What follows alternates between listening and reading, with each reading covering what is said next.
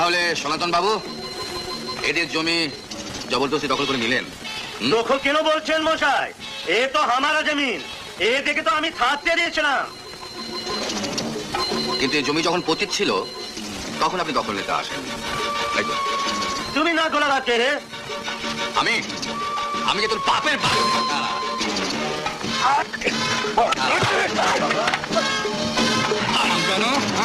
এরা গরিব বলে যা ইচ্ছে তাই করে যাবে। হ্যাঁ, এবার সেটা কেউ নেই না। আমাকে মাফ করে দিন মধুবাবু। একথা মনে থাকবে, একথা মনে থাকবে।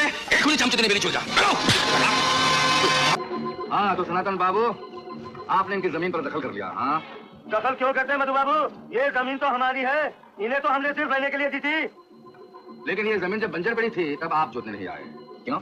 तुम बीच में बोलने वाले कौन होते हो? मैं तेरी बाप का बाप हूँ। साले, हाँ, गरीबों को सताता है।